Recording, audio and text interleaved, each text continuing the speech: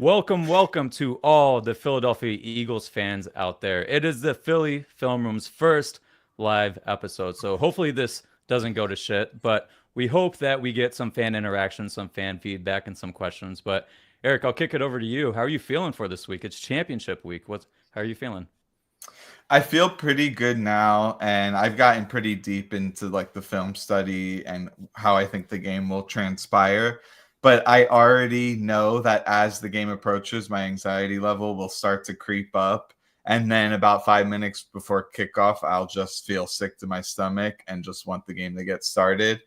That's what happened in the Rams game. And I can't imagine with higher stakes that it'll be any different. So, I'm into the golf, so it's one of these things where you have to channel that energy. So that's kind of my plan just to channel my nervousness. Not that anything I think about the game matters, but I just wanted to be here, and I'm sure a lot of the fans are the same way. Yeah, definitely a lot of anxiety leading up to the game and especially right before the game. I would always get that when I was playing, like before the games, I'd be super nervous. I know there's some people out there that never get nervous before they play. I don't know how they do it, but I'd always get super nervous until that first play started, and then you go down there on kickoff, and you're like, okay, I'm back in the groove of things again. But it's not like that when you don't get to play. You have no control over what's happening. You're just kind of a nervous wreck the whole time. You know what I'm saying? But definitely, I wasn't that nervous before the Rams game, but I will say I was at the bar like 2 hours early so I could get a seat. So I was a little drunk by game time. So maybe a couple of beers here or there might help you out before the game. Yeah. I mean, I always say I prefer to watch the game with a clear head, and if I'm in an environment where there's drinking going on, I'll partake. And I'm a crazy fan. I was in the MGM sports book for the Rams game, and I was the loudest guy in there. So we'll Nice. see. We'll see what happens. I'm kind of planning a quiet watch with just my immediate family in our house and really lock in on the game. So it may be a little different this time around.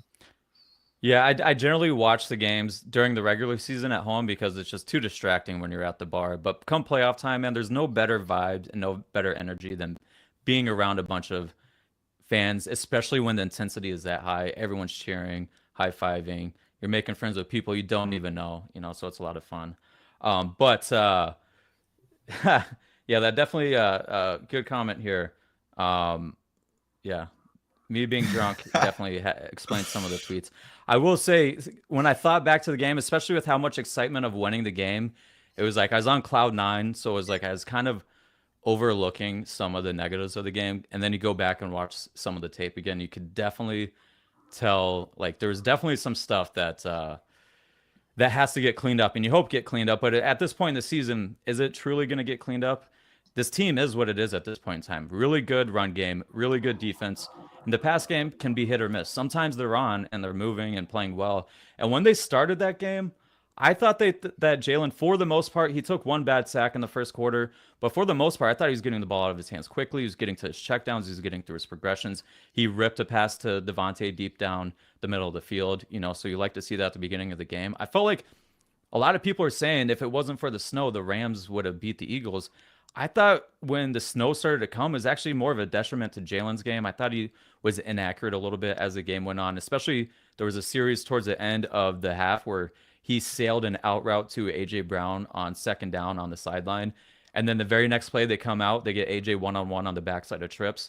And I felt like he was hesitant at that point in time to rip that it was almost the same exact pass, right? So, and you think about throwing in the cold, he doesn't have the same arm talent as some of the better guys out there. That isn't what his game is based about. He's an accurate quarterback, but he's not the guy that's going to rip it through these cold conditions when it's harder to throw it, So I felt like that was a little bit of a detriment for the Eagles in that aspect. What do you think about that, though? 100%. When I went to watch the film back and Saquon, that first long run, and there was no snow on the ground at that point.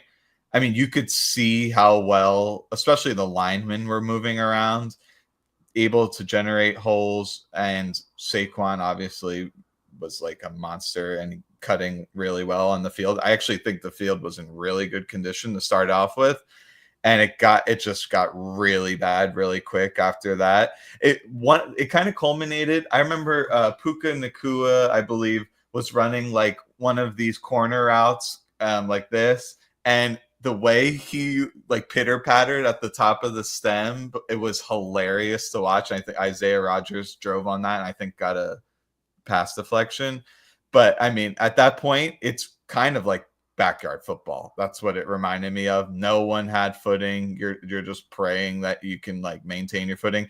In fact, at the end of the game, on the play Jalen Carter got like the game sealing sack, our guy right in the middle of the field fell down and they could have had a touchdown to the tight end. So it really undermined like, you know, who's better, which game plan's better, like who's more prepared to execute. That kind of all got thrown out the window. It was like, who can handle these elements?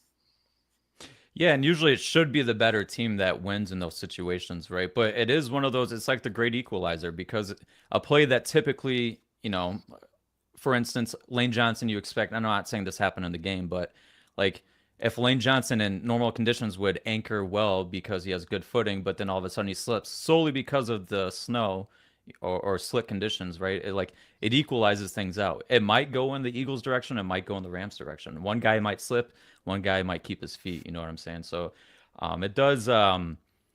It's just when you get those kind of conditions, it just you never know what's going to happen at that point in time, right? But there's definitely a lot of questions in here, so I'll try and get to what we can. But I definitely want to touch on some of these questions. We had one here. How much of a role did Nakobe play in our run defense? Are we actually as good as we were when we last played Washington? I think Nakobe is huge to the run defense, and you see this in the 2 games that he hasn't started, where it was all the starters out there. They gave up 100-yard rushing games, and they hadn't given up a 100-yard rushing game to any back leading into that game, right? So leading into those games. So he plays a big part. You can see it on the field in certain aspects. You can see a pre-snap you see him pointing out when a guy's about to motion pre-snap, knowing like, hey, formation recognition, this team likes to run these plays out of these formations. When you see the guy line up like this pre-snap, we know he's going to motion over. When you're able to pre-communicate before the play even happens, and it gets everyone on the same page. And I think they definitely are missing a little bit of that when he's not out there on the field. Zach Bond mentioned it. He said that Nakobe tells him where to line up and where to go sometimes. I don't know if that's one of those, your boy just got hurt, you're trying to fluff him up a little bit and you know, talk good about him a little bit. But I feel like you can see that impact. And then you did see some play. Burks made some good plays. He also missed some plays, especially in the run game as well. Certain situations where it's like, with Burks, it's like, yes, is he on the right place? Sure, but when you're playing linebacker, sometimes you have to overlap or fit in a gap that technically wasn't your gap, but you have to play off the guys in front of you. You have to be able to sort through traffic. I thought Nakobe Dean is really, really good at fighting through traffic, sorting through traffic, hand fighting when he has to take on offensive linemen and just getting out of the way of blockers. And then there was one play I highlighted on the and one of the review video of the defense I did, where it was just a clear blown assignment from Burks in the run game, where I think Nakobe probably makes that play. He probably gets out to the edge and makes a tackle when they slanted Nolan Smith inside, trying to get the run to bounce outside, right? So I think we see that Nakobe does play a huge role in this defense, the pre-snap communication, the physicality that he plays with, all those kind of things. But what do you think, Eric? If you look, I mean, almost all of our, that's a hyperbole, but a lot of our run defense tackles, it just gets filtered to the linebackers with the way the front plays. And so they're very important. You could make an argument he was the most important player on the entire defense to run, him or Bond. It just so happens that Bond is also fantastic in coverage. I think that's one area Nakobe's still working on.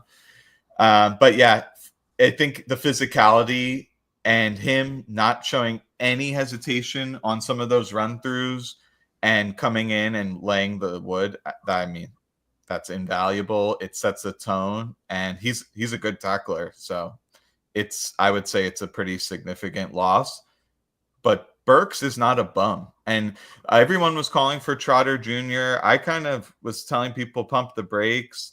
And people who are been listening for a while will remember that was my kind of like wild card pick to potentially start. And then he got hurt. So who knows? Maybe he would have played in some more like packages had he not got hurt to start the season.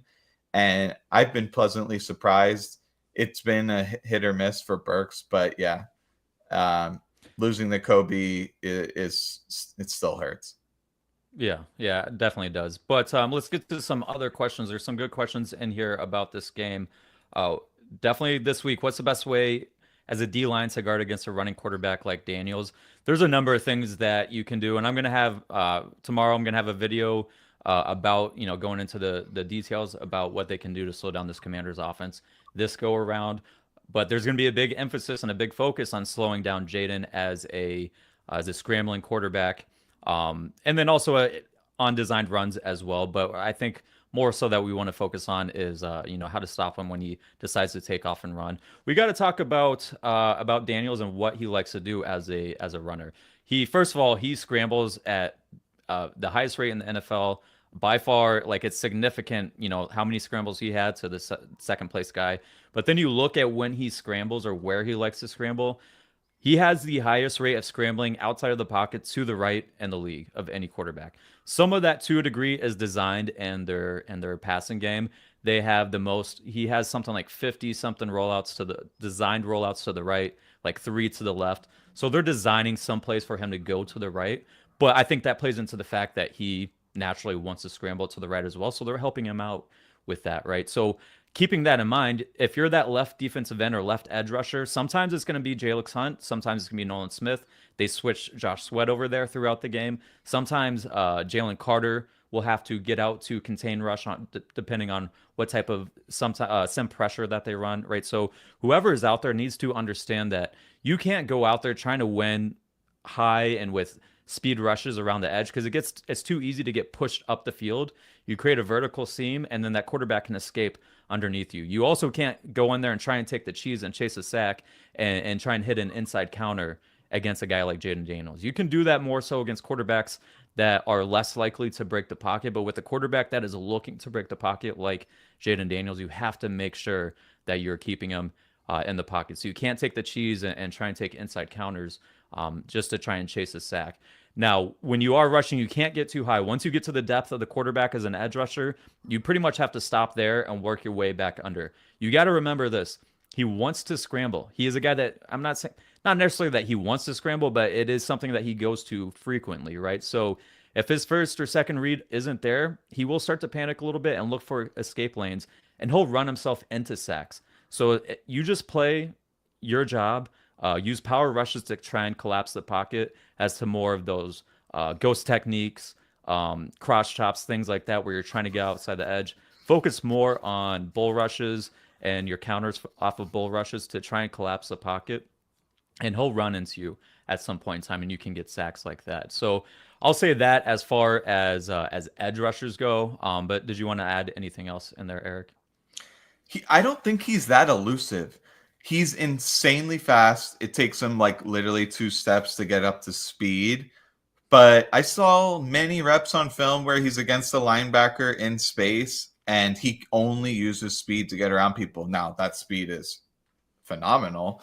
But if you can get the proper angle on him, don't play too aggressively unless it's like you have to come up and smack him on 4th down like we did in the first game. I think you can get him down. He's not that slippery. It's really like what you're saying. You overrun the play. You give him a big escape lane against man coverage. Then your guys are turning around, scrambling, and he's literally just trying to find like where's the most amount of space and run in a straight line in that direction, as opposed to like Lamar, where he'll straight up juke you out of your shoes. I don't think he's that kind of runner.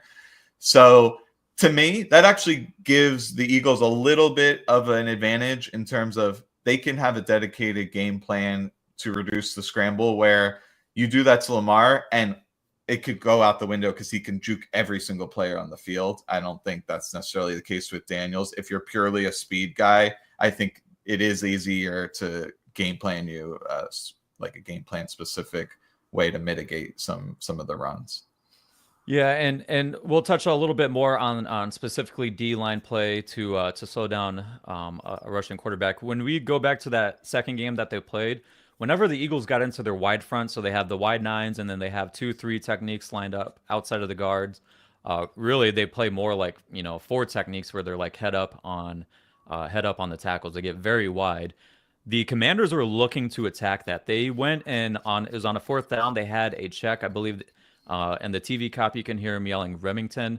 They run a quarterback trap play right up the middle. So you could definitely tell they were game planning for that front so that when you spread out that Jayden was going to attack up the middle. And then you saw his big, I think 29 or 30-yard scramble late in the game in the second half was in that same front, right? So and what ends up happening when you have those wide fronts is you're trying to get one-on-ones for all of your pass rushers, right? But whoever the center is coming over to help double team, it just makes it easier to push you wide and out of the pocket, and then you can attack up the middle. I said that Jayden Daniels leads the league in percentage of his scrambles that go outside of the pocket and to the right, but just based on the sheer amount of times he scrambles, he's tied for the most scrambles up the middle as well. So you have to be cognizant of maintaining interior rush lane integrity as well. You want to kind of think about it like you're putting the quarterback in the box, and a box, like draw a box around the quarterback in the pocket. The edge rushers are attacking the top corners of the box. The defensive linemen are attacking the bottom corners of the box, and you want to keep them boxed in there, right? But when you're rushing too wide, it allows guys to scramble up the middle. Same exact front, same exact thing happened with Matt Stafford on the first drive of the game. I'm going to go into some details and some specifics on how they can still run that front, but make it more conducive to slowing down Jayden when it comes to 2nd and long, 3rd and long, when they are 80% pass on those situations. You can use different types of stunts. Someone mentioned spy him with Bond. Definitely that is something that you can do as well. You can run different types of stunts knowing that he likes to scramble to his right. You can run certain types of stunts like flush stunts where you intentionally crash your defensive end inside, let him have what he wants, which is rushing to outside to the right, and then you loop someone around waiting for him to scramble and break the pocket. Things like that you can do to just, you're going to have to do different things. You can't come in think you're going to do one play, run one front, run one pressure, run one coverage, and you're going to slow down good quarterbacks.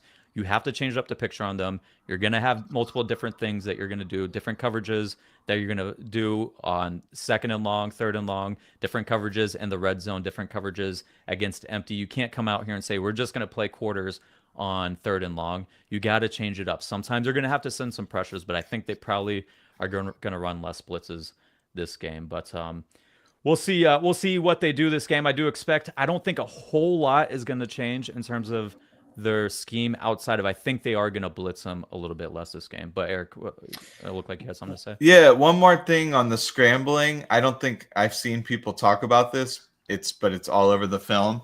Is their receivers will just go kind of, it's a weird way of blocking. They don't use their hands. They kind of keep their hands down and they get in your way as Jayden Daniels is scrambling, and it works amazing. They pick defenders off all the time, or because they don't have their hands down, the defender just tries to go around them instead of engaging, and then that ends up giving a little more space for Daniels. It's clear that they coach that, and in fact, I think it goes so far as they'll have play calls where it's almost like a built-in scramble, and they have these receivers coming across the field at the perfect time to just get in the way of the defenders as he's scrambling. But you would never be able to tell because it looks like a true drop back. Yeah, and you definitely got to be alert for those plays when they are in 12 personnel. So they'll get in 12 personnel. When you look at their average depth of throw based on personnel grouping, it's actually 12 personnel where they have the highest average depth of throw. And it's usually 12 personnel around the 40, between the 40s. That's when teams generally like to take shots down the field. They've already gotten a first down or two. You at least want to get that on every single drive, even if you don't score. You at least want to get one first down. You don't want to go 3 and out, right? So once you get past that first down, or maybe second first down, you get around that 40-yard line, but close to midfield, you start seeing them take shots. They get into 12 personnel on first down and second and short is when they have excuse me is when they have their highest average depth of throw, right? What they're trying to get you to do is to think run. You bring a safety into the box, and then they run these crossing routes. And what they do is they'll put a tight end on the right side, almost in like a tight alignment, but not aligned on the line of scrimmage. And then they will block down on the defensive end and roll Daniels outside of the pocket, and he gets a lot of big plays off of that, whether it's with his legs or with throwing deep down the field. So it's you just have to be cognizant and understand how they like to attack. This is a thing with playing a team a third time in a season. Like a lot of people say the Eagles offense is predictable. You know why it's predictable to us? Because we've been watching them for 19 weeks. When you start to watch these teams week in and week out, certain specific teams, and you've watched them 3 times this season now, you really start to pick up on a lot of the things that they're doing formation wise, tendency wise. Every team in the league is predictable to a certain degree. They all have their base plays that they like to run. They're going to throw in some designer plays week to week, but it's usually just a handful of plays. They have their base plays that they've been running since camp, that they've been running all year long, and that they're going to go to in specific situations, right? So this is when you get to the third time playing a team, they know what you're going to do, and you know what they're going to do. And really what it comes down to at that point in time is who has the better players, and who do you think has the better players in this game? I think that's what the biggest thing is. But talking about players, are we concerned about the interior offensive line and pass protection? It looks like we're dealing with injuries to Cam Jurgens. He may not play. That brings in Tyler Steen at left guard. You're going to see Landon Dickerson at center. And then a good point here, Jonathan Allen is also coming off a strong performance. He didn't play against us earlier in the season. This is going to be a big point of emphasis in this game, is seeing what happens with injuries, protection on the interior of the offensive line, because as we saw last week, breakdowns on the interior, it's the worst thing for a quarterback.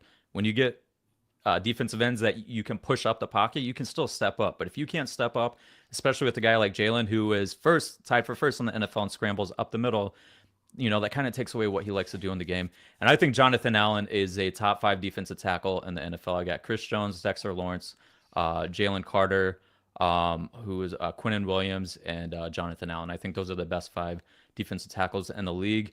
I'm sure you could argue put someone else in there, but he's a very good player. He's given Landon Dickerson a lot of trouble in the past, and now he's probably going to – that was with a different coaching staff, so it remains to be seen if he's going to get matched up with Steen or what they're going to do. But he's going to give whoever he's going against problems, especially when you look at the fact that all 3 of their interior offensive linemen are in the bottom half of the league in pressure rate allowed this season. Jurgens, as good as he's been in the run game, he's not been nearly as good in pass protection, so – we'll see how that works out. I think they can still survive. We've seen them play without, with Steen in the game at times throughout the year, but we haven't seen with Jurgens. I think a big thing that's going to happen is communication, checks at the line, things like that are going to be something that you want to see. But this unit is so well coached. Landon Dickerson isn't a young player. He's a veteran, has gotten a big contract. I think he'll be able to handle some of those issues. But that is going to be a key thing to watch, is the interior offensive line and pass protection. Do you have anything you want to add there? Yeah, I think to a certain extent you could have 5 Hall of Famers out there. Eventually, the pressure will come. So I think a big responsibility will be on the offense, like coaching and Jalen, to have more quick hitters, and that way you alleviate some of those concerns. I don't necessarily anticipate that they'll have a ton of quick pressures unless they bring the house, which I actually do think that they're going to be fairly blitz heavy, because they're eventually, the way you think about it is, if you're showing pressure pre-snap, the team wants to get hot, which means the ball's going to come out fast and presumably short passing. Well, then your defensive backs can come up, play really aggressively. So in those scenarios, if that happens repeatedly, we will have to take deep shots. That's how you alleviate the problems that can come along with playing into their hands, trying to get it out hot. So I think there will be a chess match there. And now you're playing the team for the 3rd time, and they're going to come with some wrinkles. And I guess it just comes down to who handles that better. Yeah, and it'll be interesting to see how they do try and defend this Eagles offense, because if they blitz, it's most likely going to be with single high, but that plays into what Jalen does best is against man coverage, against cover three, against single high defenses. When you start playing cover two or quarters, that's when he starts to struggle a little bit.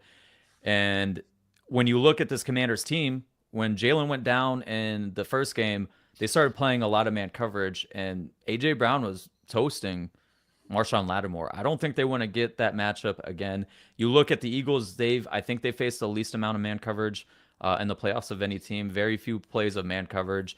So I don't really predict that's going to change this game. So I think it'll probably be a lot of blitzing, and when they're not blitzing, they're playing cover two, playing cover six. They mix in some quarters coverages there. So I don't think they're going to come out like we saw in the last game and play as much man coverage like when Kenny Pickett was in the game.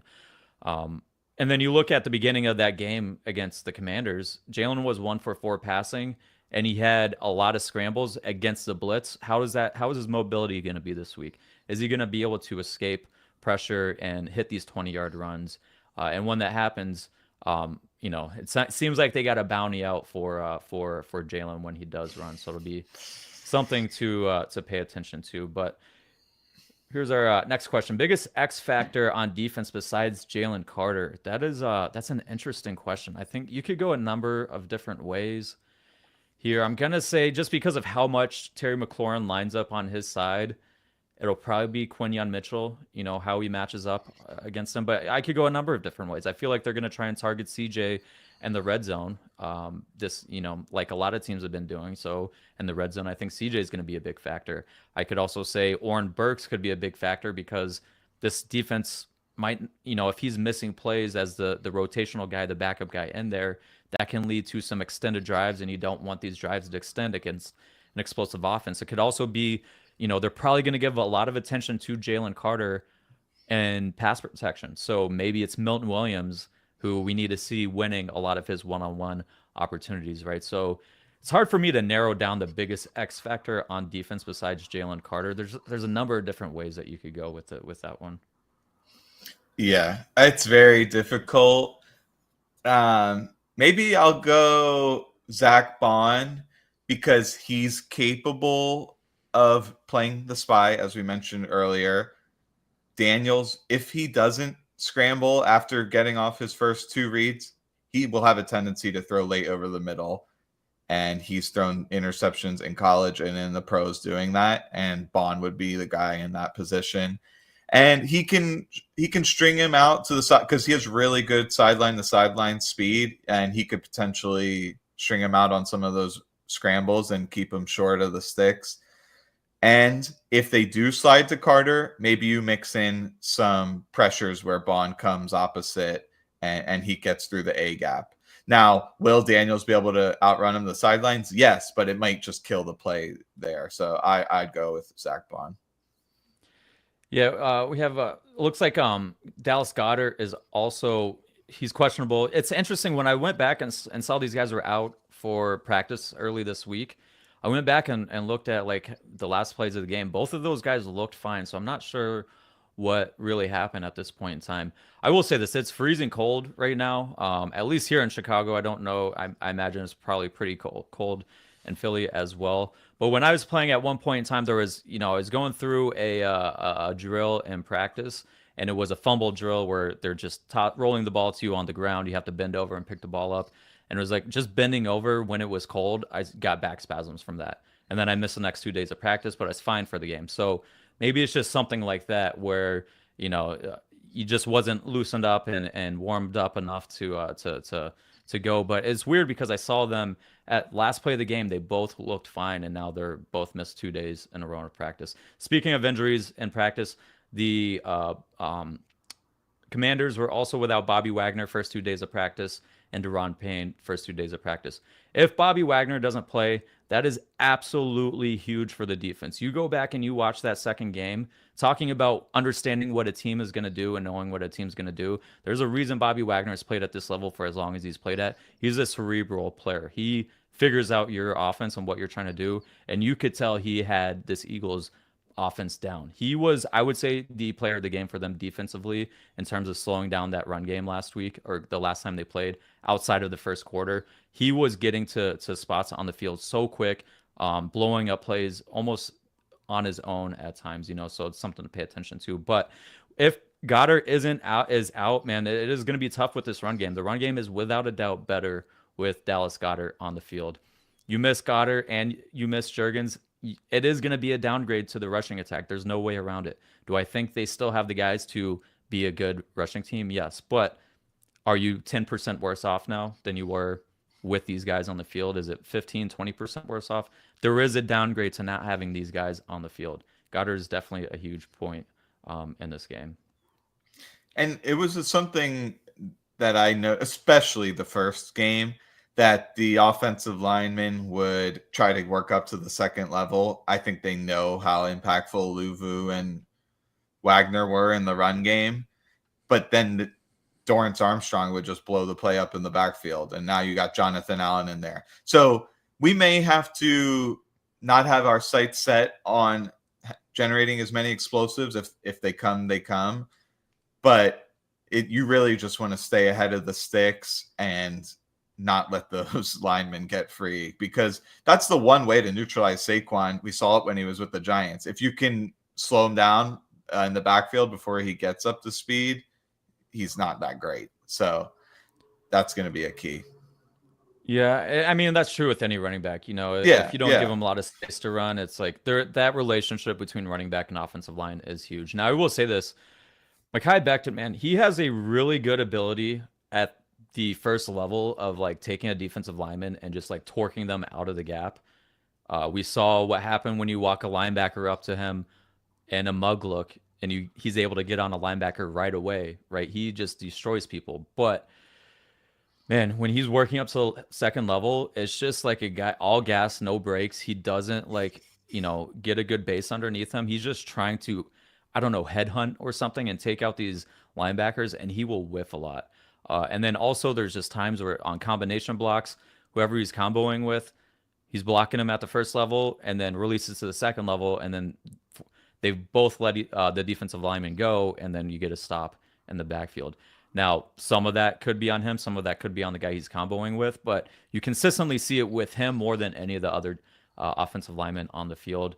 As much hype as we get and we give these guys for how good they are as a run blocking unit, he has struggled the past several weeks actually as a run blocker in certain aspects. When he can get hands on you right away as a defensive lineman, and it's just you and him one-on-one, he can definitely torque you out of the gap and move you.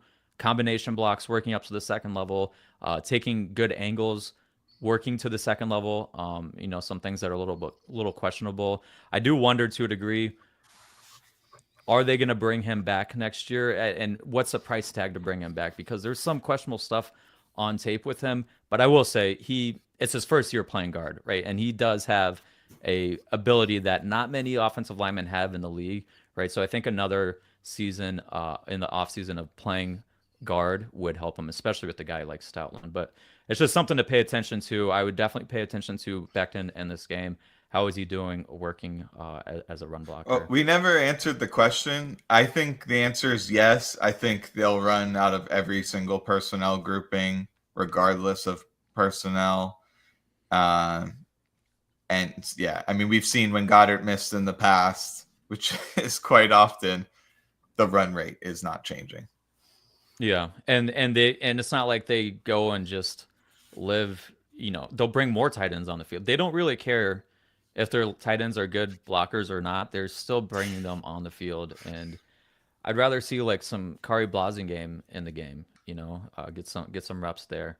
All my friends here in Chicago that are Bears fans, they love Blasingame, and we see him like once a game, and then never see him again. And he's pancaked some dudes when he's gotten out there. So, let's see. That's kind of funny you bring that up, because I think Johnny Wilson is straight up a better blocker than Calcaterra, but Calcaterra is a better receiver. So they could easily just switch positions and you wouldn't notice. Yeah, and it's so funny. We had that conversation this whole offseason with Johnny Wilson saying he's not a tight end, and then they're using him like a pseudo tight end.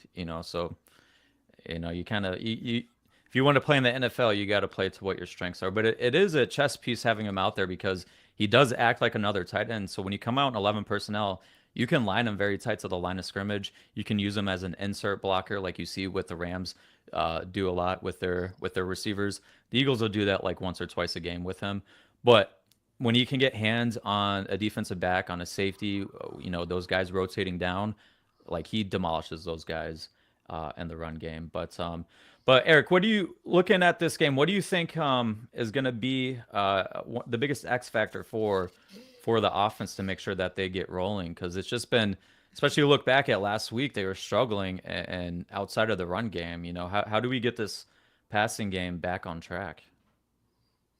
Yeah. Do we think it will? Yeah. I mean, I've written extensively on Twitter about all the things they could potentially do that may benefit the offense. I always come back to having, more of your players come into Jalen's vision naturally, preferably 5 yards down the field or less, and have yak opportunities. When I watch the Commanders secondary, it's better than the Rams in my opinion, but it does look pretty similar. They're not that big, they're not that fast.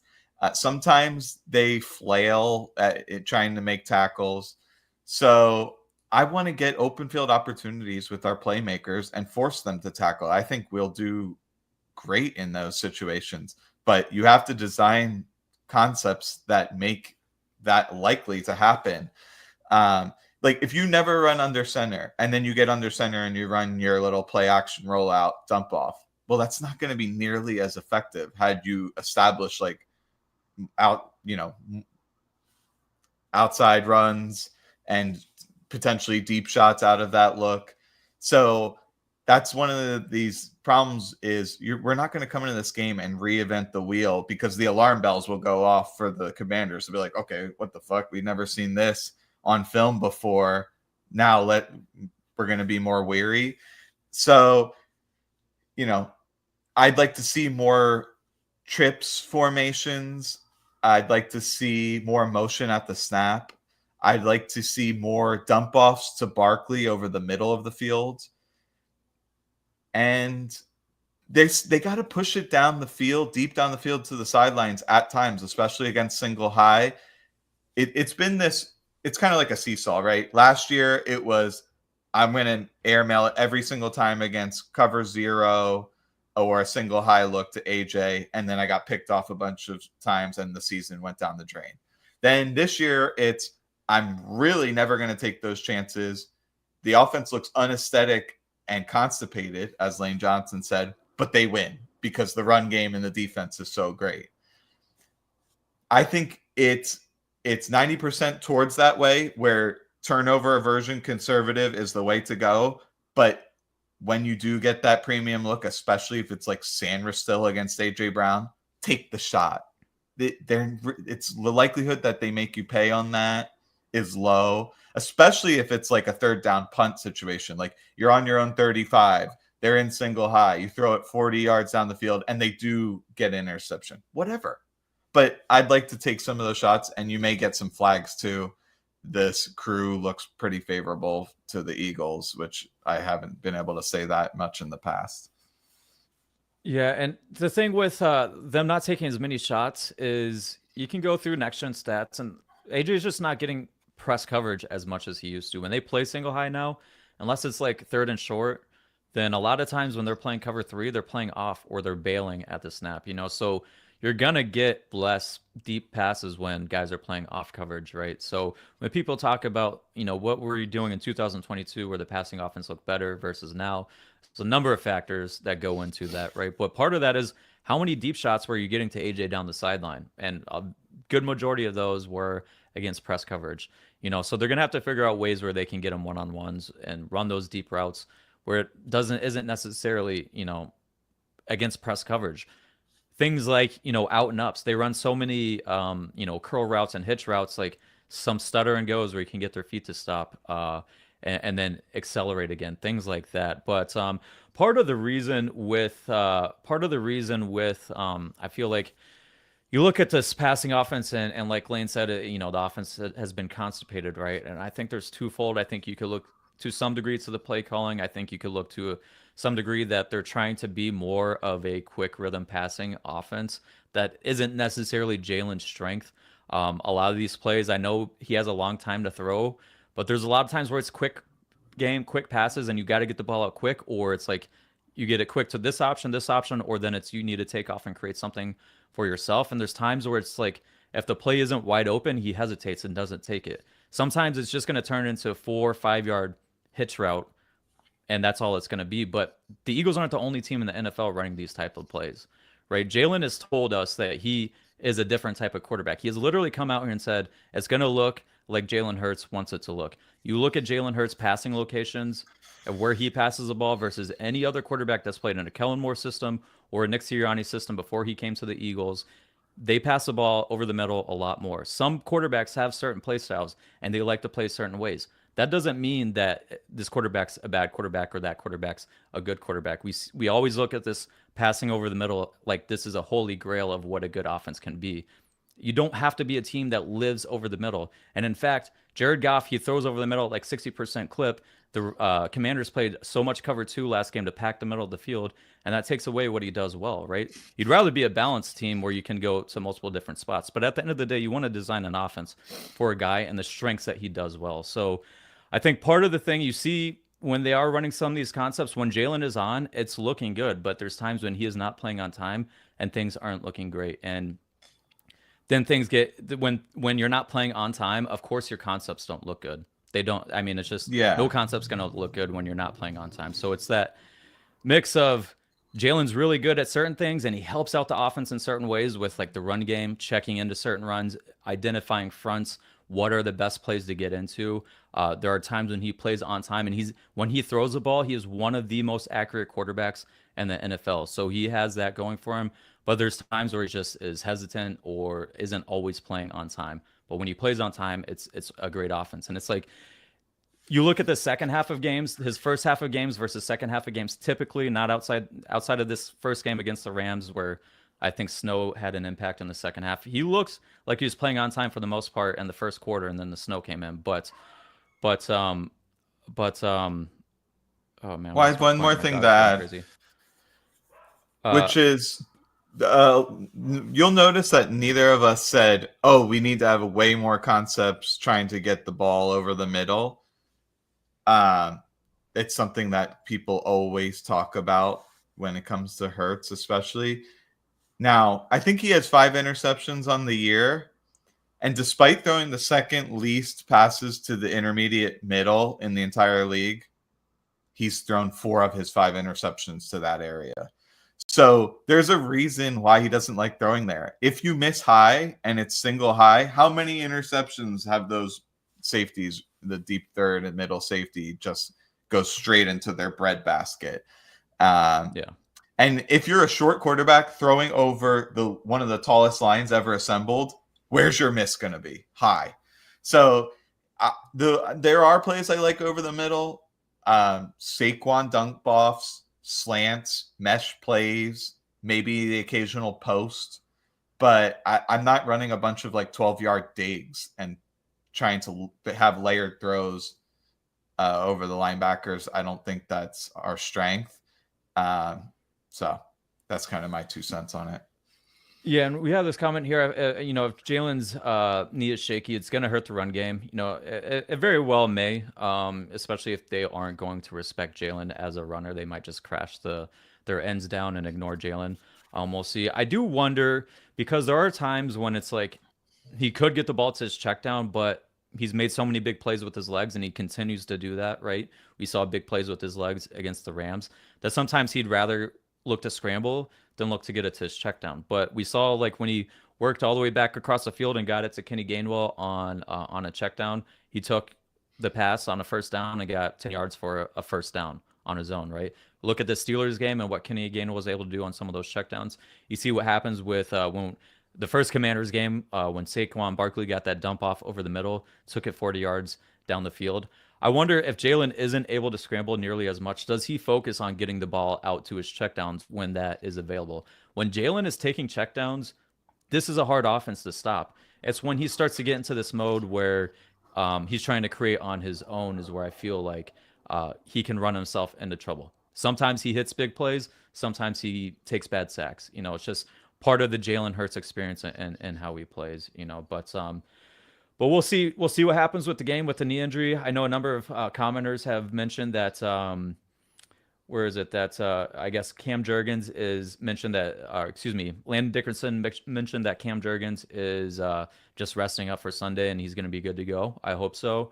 I'm definitely, when I'm getting ready for these episodes, I'm definitely not as tuned into the Twitter world and up to date on everything. So hopefully he is good to go. But let's see some more questions that we have in here. There was one about Jahan Dotson not getting the ball, and I do think that is an interesting thing with this offense. Is here we go. Do we have any thoughts about Dotson's role till today? Seems completely neglected by the play calling, although super motivated to produce.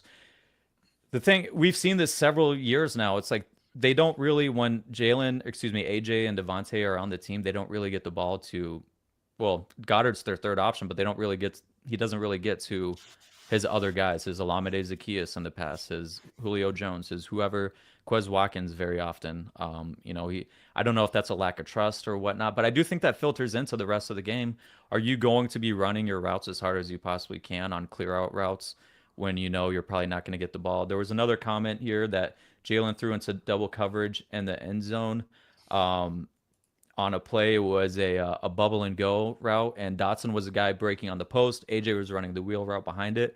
If you're a defense and you know that Jahan Dotson is getting targeted like 5% of the time, you're going to sink off of him easier, right? You're going to ignore those guys more often and then try and find your guys like AJ Brown and who is getting targeted in the offense, right? So I think that does have a detriment to the team to a degree when you aren't getting everyone involved. And I'm not saying you need to target these guys, 6-7 times a game, but getting him 3 or 4 targets throughout the game, whether one of them is an underneath part of your quick game or part of it is maybe you get him a target on a mesh route, something so the other teams have to remember that these guys are involved out there as well and not just running, wind sprints the entire game.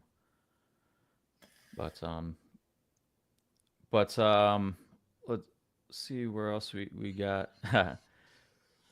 Yeah, Julio did have those random touchdowns, random 2 touchdowns last year. The thing is, when he does get to his other options, it's like they're usually big plays. Like the Olamide Zaccheaus big touchdown against the Tampa Bay Buccaneers several years ago. When you start getting these other guys the ball, it's like it does open things up for everyone else on the field. But yeah, there really is no point covering Dotson at times, and he can make plays. We saw against the Giants. I know they're playing a lot of backup guys, but he is a guy that he can make plays. He has shown that in his rookie year. But I do wonder, the Commanders did give him away as a guy on a rookie contract for a reason. You see some certain times where he just cannot get off a press, right? And sometimes plays get completely ruined, the spacing of the plays, when he gets pressed into oblivion off the snap, right? So it is interesting. I do think with this team next year, if Kellen Moore is back, part of the thing with building out your offense is your offensive coordinator is trying to figure out you as your players as well, whether that's Jahan Dotson, whether that's Jalen Hurts, what he likes to do, trying to figure out how we can build this offense around what our quarterback likes to do. I think there's some things that they need to go back in this offseason and figure out to do to get easier passes. You look at what they did in 2022, it was a lot more RPOs. They had almost, I want to say like 60 or 70 more pass attempts that were RPOs in that season. They had a much higher screen rate. They're one of the lowest teams in screens this year. Getting some of those easy plays where it's not everything. You don't want to rely on Jalen right now with what he's shown as a guy that is going to live off of a ton of quick game. That's just not what he has shown to excel at, right? So get him things like, some of those RPOs again, get him screens, things like that. Go ahead. Yeah, on the wide receiver 3 thing, we acknowledge that the targets will be low. So what can you have instead that is effective? You can have a guy running a really good clear out. The problem is his routes fizzle out 3/4 of the way in almost every time. he, like you said, he gets pressed into oblivion. The amount of times I'll see Calcaterra and Dotson just converge onto each other in the exact same part of the field, it's ridiculous. You could have a great blocker out there. He's obviously a nothing as a blocker. You could have a gadget player, a guy who's doing the dance in the backfield, like a Jayden Reed type or someone like that. That's actually who I'd like to have next year, is a gadget type receiver. Imagine you have a potent jet sweep coming across and you can give it to them, or you just go the other way with Saquon right away. That's a headache and you've done nothing. So that's my main problem with Dotson, is for his role and the compliments around him, it cannibalizes his basic potential. So he ends up not really factoring in. So I don't think it's something you can fix in one game. Yeah, and then the gadget thing, like with those jet sweep guys. I mean, I guess there's been a number of different guys that have excelled in that in terms of player archetypes, right? You get the Debo Samuels, who he's not a burner, but the dude is so hard to take down. He's a running back playing receiver, right? So you got some of those guys, and I think they viewed Anais Smith a little bit like that, but he definitely does not have the size of a Debo Samuel, right? So you'd also like to, in place of that, maybe you get a 4-3 speed guy, a guy that can really capture the edge. But whenever they've run the jet sweep motion, it's like it almost never goes to the guy running the jet sweep. Even if those plays turn into 2 yards, you got to show the threat of it to for it to have a bigger impact. Now, it still often works, and the fact that it's getting and shifting certain players into certain positions, getting you better blocking matchups or better blocking angles. But it would be nice to see them hit some of those jet sweeps. You go back and you look at Jalen, his in 2022, he threw over the middle at a higher rate than he is this year. But if you look at it, the main difference is really his behind the line of scrimmage over the middle. So things like, instead of handing off the jet sweep, he would take it out shotgun and toss it to Quez Watkins. Plays like that can just get you, especially when you look at the stat sheet and you can see, oh, I'm not 1 for 4 in the first quarter. I have a couple receptions in there. That definitely does something for you mentally when you can get the quarterback some easy yards, some easy plays like that. It'd be nice to have something like that. But there was a question we had in here. Real quick. I'll throw a name out there for you draft guys. Harold Fanning Jr., the tight end from Bowling Green.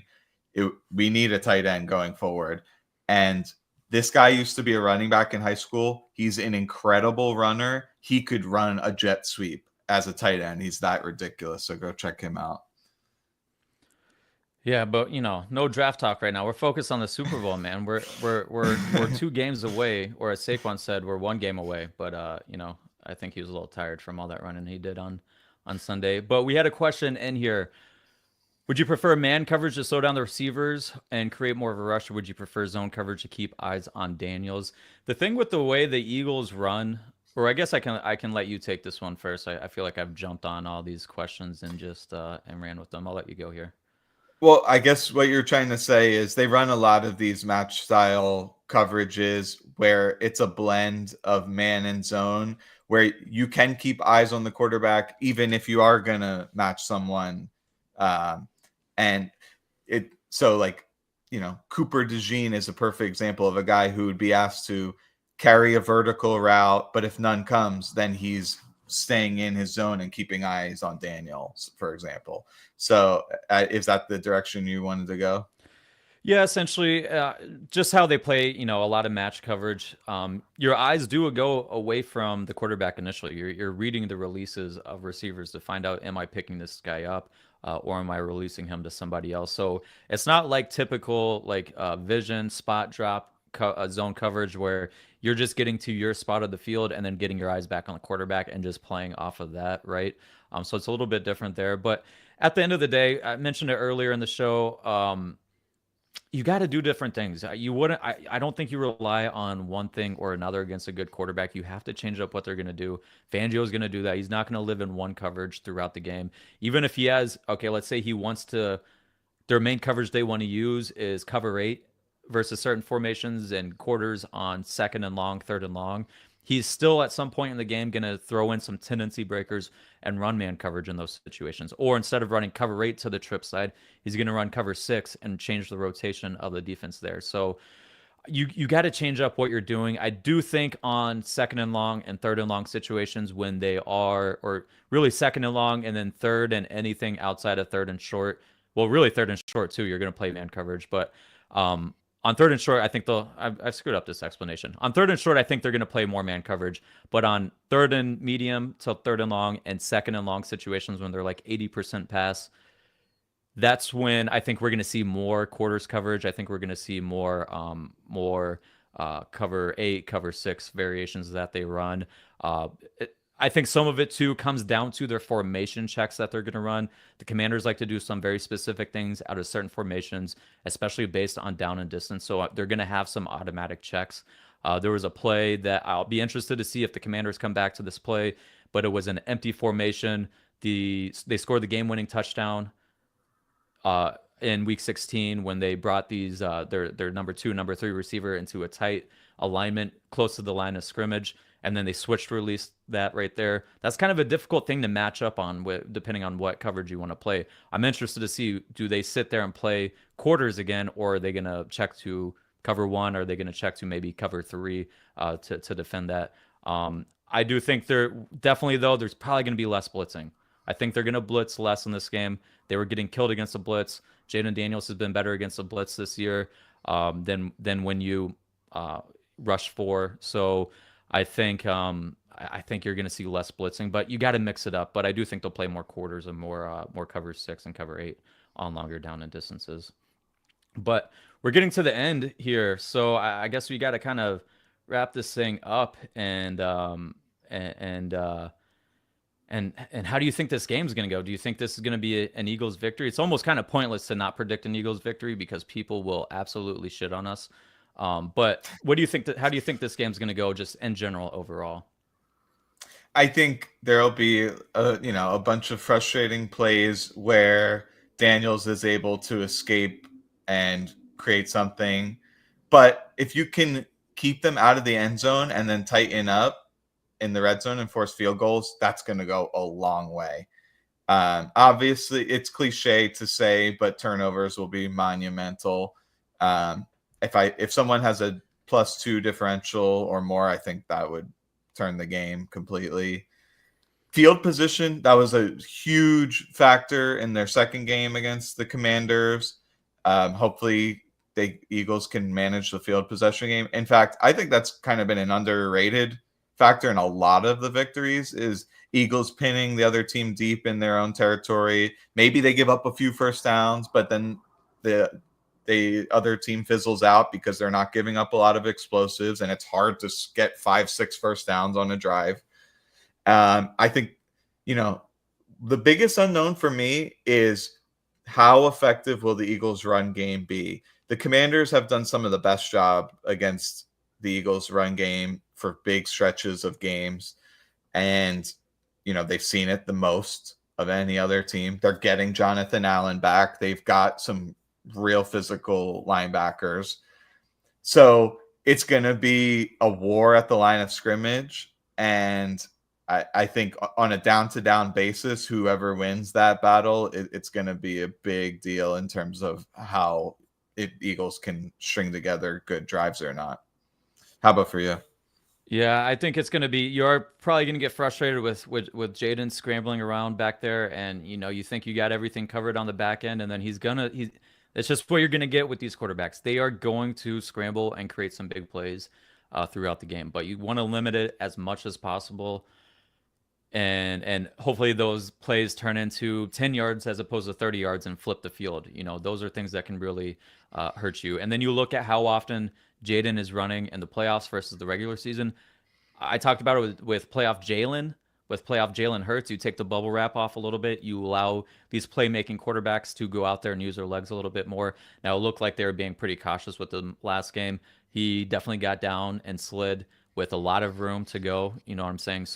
But you see playoff Jayden Daniels show up the past couple of weeks where he's running a lot, and whether it's design runs with scrambles, a lot of that type of stuff. So it's going to be frustrating trying to keep him in the pocket. He's going to break contain at times. Do you have a plan for that? Do you have some plan to create negatives by showing him the edge that he wants to take and then closing it off with someone looping back around, things like that. I think the red zone is going to be huge. The Eagles were not good in the red zone against them the last time that these teams played.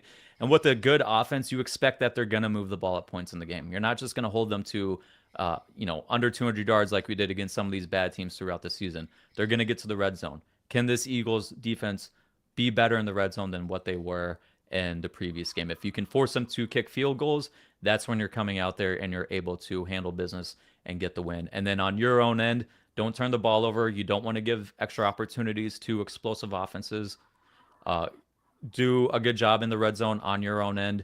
It is going to be windy, and I saw it's supposed to be like average 12 miles per hour winds with gusts of up to 31. I thought that was interesting that you just saw random gusts like that when the wind isn't like when you get to that, 10 to 15, it's not terrible in terms of passing. But once you start getting to like 20, 25 mile an hour winds, it can definitely affect things. But it will affect the kicking game for sure. Are the Eagles going to go for two more than they go for the extra point? Jake Elliott, we talked about it before the game, is 2 of 5 on extra points in the postseason, and he's made all of his kicks, all of his field goals outside of that. So if it is going to be windy, do they try and steal some points going for two?